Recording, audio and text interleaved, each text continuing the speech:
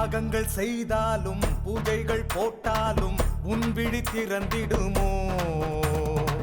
கோபத்தில் வெறுத்தாலும் தீபத்தை மறுத்தாலும் உன்னருள் குறைந்திடுமோ? சரணம் உன் பாதம் தாயே, மனம் பார்த்து அருள்வாயே. வரணும் என்னை காக்க நீயே, குறை நீக்கி மகிழ்வாயே. உன்னை பாடினேன், நாடினேன், தேடினேன் என் தாயே மாயி. நீ ஆடிவா ஓடிவா காக்கவா என் தாயே மாயி. மகமாயி துணை நீ திரிசூலி. மகமாயி வரம் நீ தரும் தேவி.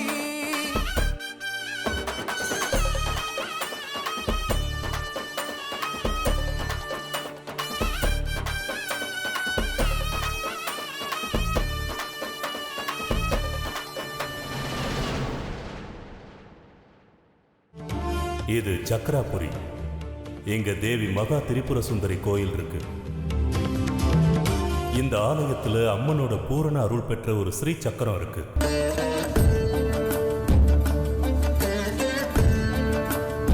இந்த சக்கரத்துக்கு 100 வருஷ வரலாறு இருக்கு.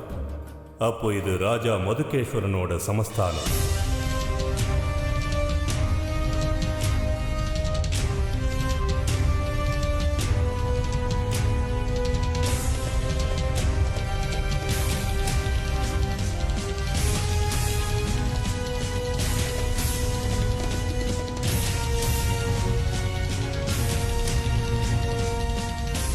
அவர் மகள் இளவரசி மயூரி தேவி.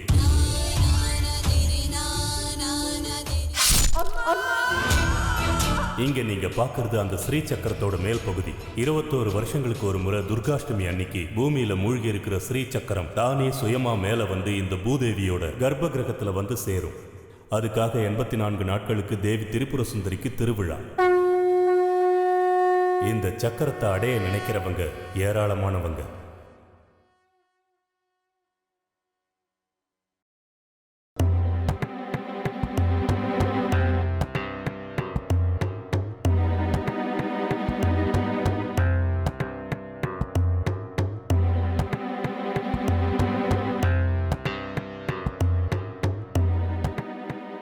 என் 84வது நாள்.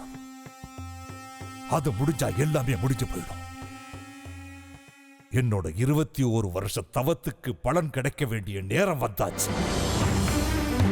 84வது நாள். இதோ உன்னோட பீடத்துல ஐக்கியமாயிருக்கிற சக்கரம் சுயமாவே தானா மேல வரும். அந்த தெய்வீகமான ஸ்ரீ சக்கரம் எனக்கு சொந்தமாகணும் தாயி, எனக்கு சொந்தமாகணும். அதை நானே வசப்படுத்திக்கணுங்கிறது தான் என்னோட சங்கல்பம். அதற்காக இத்தனை வருஷம் இருந்த தவத்திற்கு நீ என் பக்கம் எனக்கு துணையா நிக்கணும். என் வாழ்க்கையில எனக்கு இருக்கிற ஒரே ஆசை சக்கரம் சக்கரம் சக்கரம் சக்கரம்.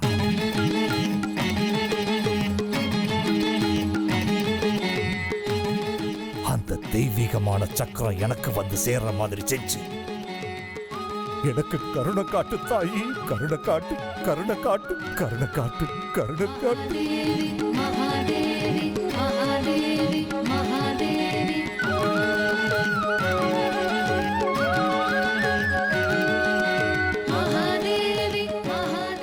எத்தனை தடவை சொல்லியிருக்கேன் உனக்கு, தனிமையில் அம்மனுக்கு பூஜை செய்யும் போது வரக்கூடாதுன்னு சொல்லியிருக்கல. சொல்லியிருக்கீங்க, ஆனா மனசு கேட்காம உள்ள வந்துட்டேன். என்ன இது, இவ்வளவு காலையில அம்பாள் பாரத்துல உருகி உருகி என்ன வேண்டிக்கிட்டு இருக்கீங்க? அது உங்களுக்கு தேவையில்லாத விஷயம். உங்களுக்கு தேவையான விஷயத்தை மட்டும் செய்ய கத்துக்கணும். 4 வருஷமா நானும் பூஜை பண்றதுக்கு தேவையான எல்லாத்தையும் என்கிட்ட கொடுங்கன்னு சொல்றேன், நீங்க கொடுக்க மாட்டேங்கிறீங்க. அதுக்கு இன்னும் நேரம் வரல.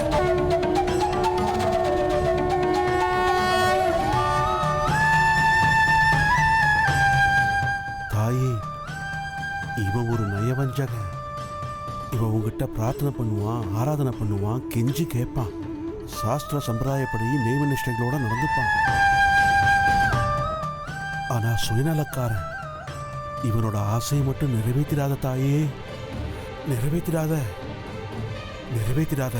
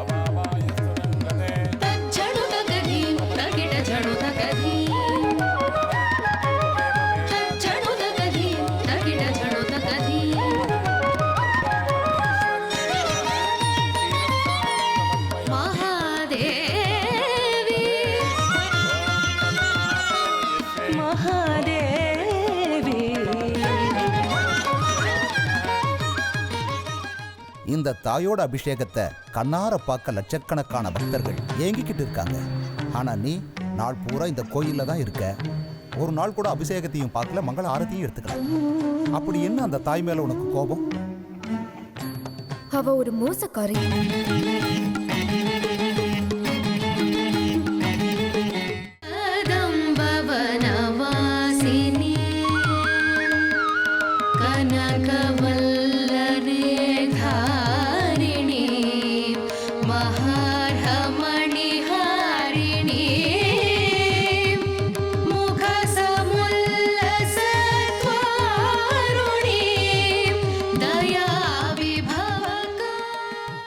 மங்கள ஆரத்தி எடுத்துக்கோமா. வேண்டாம். இந்த பாரு, மங்கள ஆரத்தி வேண்டாம்னு சொல்லக்கூடாது, அது குடும்பத்துக்கு ஆகாது. நீங்க தினமும் தான் பூஜை பண்றீங்க. உங்களுக்கு என்ன நல்லது நடந்திருக்கு? 15 நாளுக்கு முன்னாடி உங்களுக்கு ஸ்கூட்டர் ஆக்சிடென்ட் ஆச்சு. ஹாஸ்பிட்டலுக்கு செலவு பண்ண கூட உங்ககிட்ட பணம் இல்ல. அவளை வந்து உங்களுக்கு பணம் கொடுத்தா. குத்துக்கல்ல மாதிரி இங்கே தானே உட்காந்துருந்தேன். டாக்டருக்கு பணம் கொடுத்தது எங்க அண்ணன், இவ கிடையாது. அந்த தெய்வம் தாமா அந்த நேரத்துல உங்க அண்ணனை எங்கிட்ட அனுப்புனது. ஆக்சிடென்ட் ஆனதுக்கு அப்புறம் எங்க அண்ணன் அனுப்புறதுக்கு பதிலா ஆக்சிடென்ட் ஆகாமலே தடுத்திருக்கலாமே. நான் செஞ்ச பாவம் தீர வேண்டாமாமா. கெட்டது நடந்தா நீங்க செஞ்ச பாவம், நல்லது நடந்தா அவளோட கருணையா? உன் மனசுக்குள்ள அகங்காரம் தாண்டவம் ஆடுது. மங்களாரத்தி எடுத்துக்கோ, அந்த தெய்வம் உன்னை காப்பாத்தும். மக்களோட பாவங்களை போக்கிடுவான்னு நம்பிட்டு இருக்கிற அவளுடைய மக்களுக்கு எதுவுமே செய்யாம அலங்கரிச்சுக்கிட்டு அவங்க உட்கார்ந்துருக்காளே, அவளுக்கு காட்டுங்க அந்த ஆரத்தியை. அவளுக்கு காட்டுங்க அந்த ஆரத்தியை. அவளுக்கு இருக்கிற பாவங்கள் முதல்ல போகட்டும். அவளுக்கு இருக்கிற பாவங்கள் முதல்ல போகட்டும். அவளுக்கு இருக்கிற பாவங்கள் முதல்ல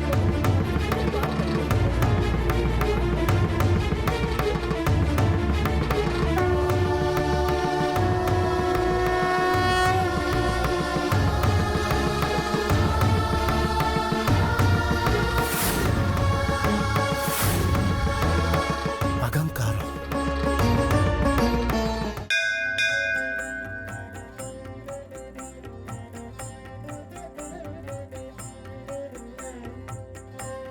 சேஞ்ச் இல்லைண்ணா. இந்த வச்சுக்க. பரவாயில்லண்ணா, நெக்ஸ்ட் டைம் கொடுண்ணா. இப்படி வர்றவங்க கிட்ட காசு வாங்காம ஃப்ரீயா வேலை பாரு, கடைசியில ஒருத்தன் கூட காசு தர மாட்டான். அந்த அம்மன் காப்பாத்துவானே, விடுனே. ஓ, அதுக்குள்ள பிரசாதம் கொடுத்துட்டாங்களா? அண்ணே, கொஞ்சம் கடை பாத்துக்கிறீங்களா? இதோ வந்துடுறேன். போயிட்டு வா, போயிட்டு வா.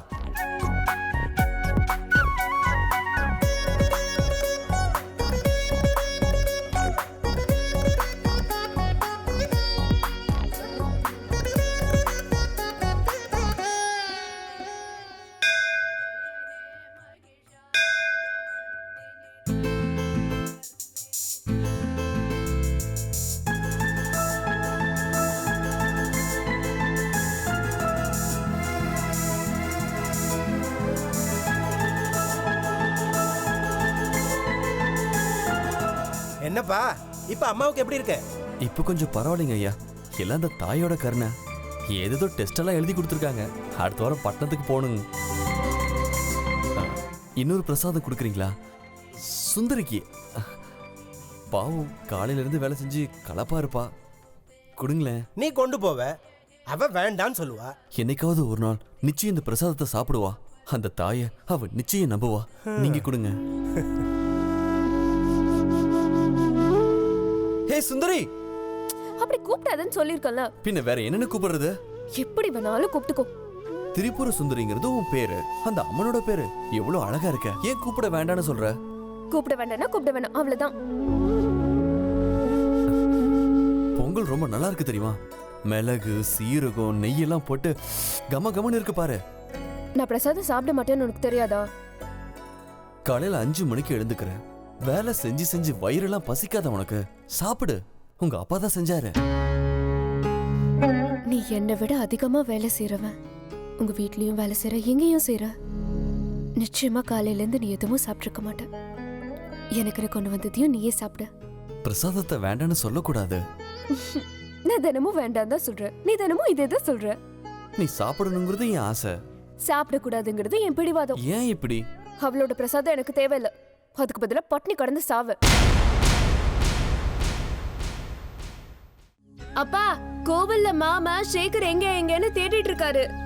மத்தியானம் பிரசாதம் பண்ணும்போது தயிர் சாதத்தோட சக்கரை பொங்கலும் செய்யணுமா. உங்க அம்மா வீட்டுல இல்ல, சமையல் செய்யறாருன்னு சொல்ல வேண்டியதானே? ஊரு மொத்தம் டமார அடிச்சு சொல்லிடுங்க, லலிதா தலை கூத்தி இன்னைக்கு 3வது நாள். கடாயில உப்புமா வச்சிருக்கேன், எடுத்துக்கமா சுந்தரி. ஏமா எனக்கு இப்படி ஒரு பேரை வச்ச? சுந்தரி சுத்தமா நல்லா இல்லமா. ஏண்டி, அழகா இருக்குல்ல? கேவலமான பேரு. அது அம்மனோட பேருமா? அதனாலதான் எனக்கு கோபம் அதிகமாகுது. எதுக்கு அவளோட பேரை எனக்கு வச்சுங்க? நான் என்ன அவளோட பொண்ணா? அந்த அம்மனுக்கு பொண்ணுதாம்மா. அம்மா, தயவு செஞ்சு இந்த மாதிரி எல்லாம் பேசாதீங்க. அவ பேரை கேட்டாலே உடம்பெல்லாம் எனக்கு பத்திக்கிட்டு எரியுது. நான் சேகர் லலிதாக்கு பிறந்த பொண்ணு, புரிஞ்சுதா? இருந்தாலும் அந்த அம்மனோட அருளால தானமா நீ பிறந்த. அது தேவையில்லாம நீ அவளுக்கு கொடுக்கற கிரெடிட். அந்த அம்மன் மட்டும் இல்லன்னா இன்னைக்கு உங்க அம்மா உயிரோடு இருந்திருக்க மாட்டா.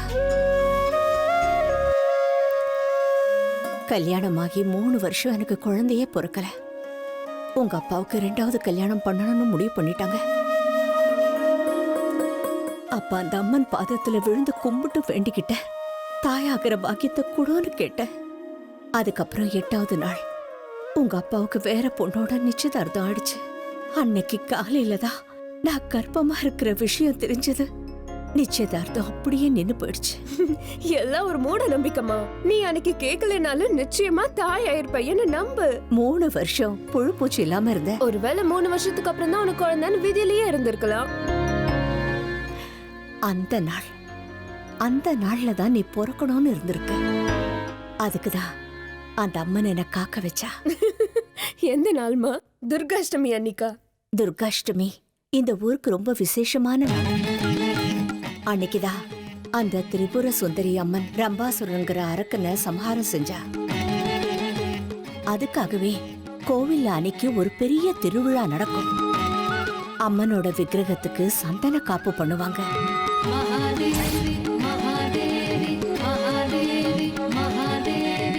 ரம்பாசுரனை அந்த தாய் சம்ஹாரம் செஞ்ச அந்த நேரம் வந்த உடனே அம்மனோட முகத்துல இருக்கிற ஆக்ரோஷம் எல்லாம் போயிடும். சாந்த ஸ்வரூபிணியான அந்த அம்மனோட தரிசனம் கிடைக்கும்.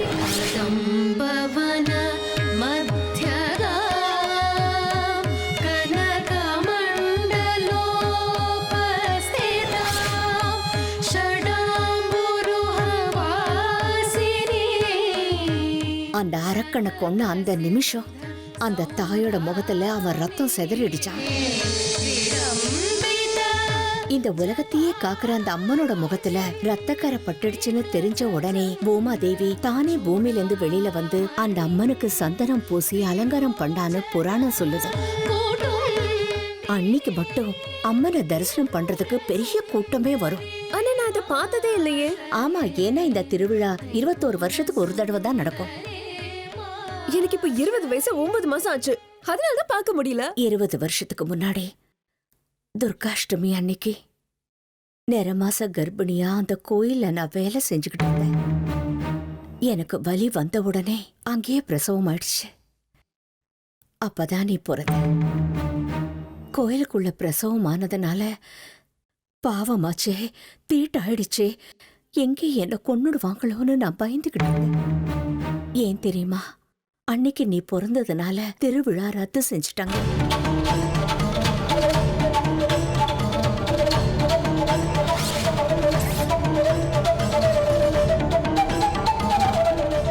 சில பேர் என்ன சபிச்சாங்க, சில பேர் என்ன திட்டினாங்க, வாய்க்கு வந்தபடி பேசுனாங்க.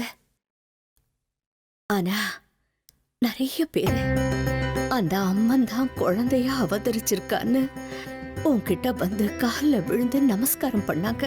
பிறந்த உடனே நமஸ்காரம் பண்ணிட்டு போனாங்களா? அதனாலதான் உனக்கு திரிபுர சுந்தரின்னு பேர் வச்சோம். நீ என்ன வேணா சொல்லுமா, அந்த பேரு எனக்கு கொஞ்சம் கூட பிடிக்கவே இல்ல. சரி சரி, அன்னைக்கு அதுக்கப்புறம் என்ன ஆச்சு?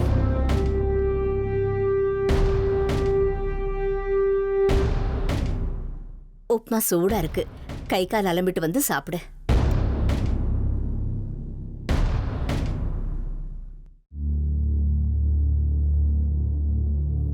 அம்மனுக்கு உங்க பேரை சொல்லிதான் சங்கல்பம் பண்ணி பூஜை பண்றாங்க. அது முடியற வரைக்குமாவது கொஞ்சம் விரதம் இருக்க கூடாதா? ஒரு பூஜையை எதுக்கு செய்யணும், அதற்கான விதிவிதானங்கள் என்னென்ன, எந்த பூஜைக்கு விரதம் இருந்தா என்னென்ன பலன் கிடைக்கும், எந்த பூஜையை செஞ்சா அந்த தாய் பிரசன்னமாவான்னு எல்லா விஷயமும்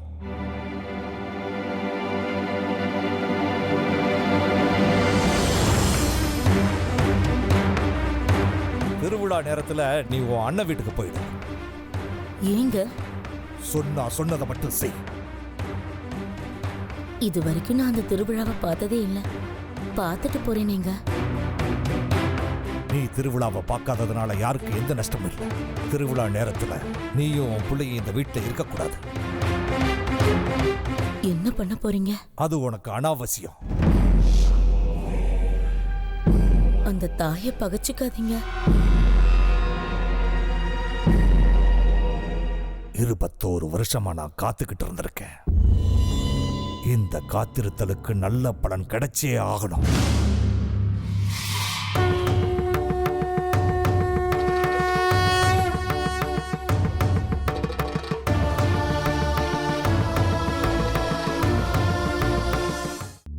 சுவாமிகளே, இந்த முறை அம்மனோட கர்ப்ப கிரகத்துல ஸ்ரீசக்கரம் மேல வர்றதுக்கு ஏதாவது தடைகள் இருக்குதான்னு பார்த்து சொல்லுங்க.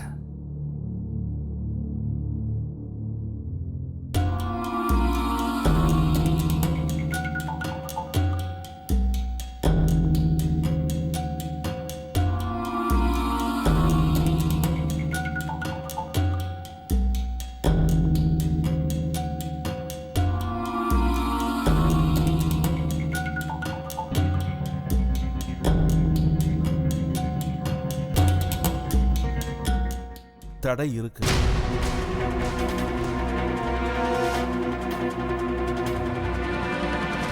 யாரு? அதான் தெரியல. ஆனா அது ஒரு பலமான சக்தி. என் கேள்விக்கு பதில் சொல்ல விடாம அது தடை செய்யுது. அப்படின்னா உங்க சக்தி? ஜோதிட வித்தைக்கெல்லாம் அதிபதி அந்த தாய் தான். அவ மூலமா உங்க கேள்விகளுக்கு நான் பதில் சொல்றதை யாரோ தடை பண்றாங்க. மறுபடியும் கேளுங்க. வேண்டாம். உங்க தவத்துக்கும் பூஜைக்கும் தேவையானது உங்களுக்கு வேணுமா வேண்டாமா? வேணும். அப்ப சொன்னதை செய்யுங்க.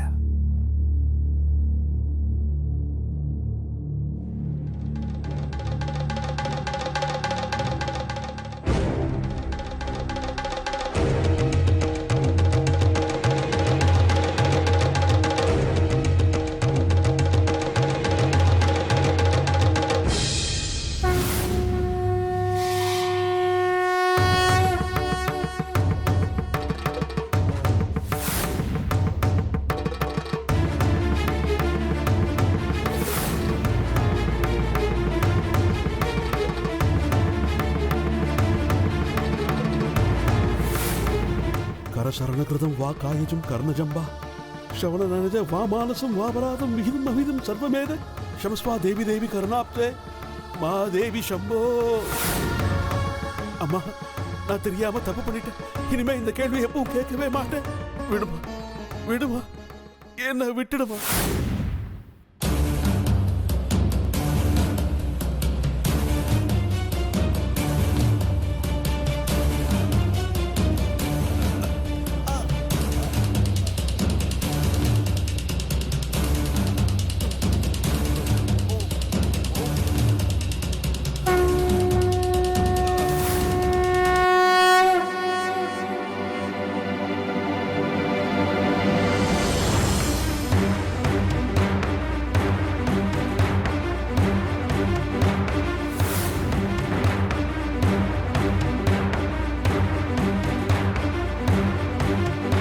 என்னாச்சு?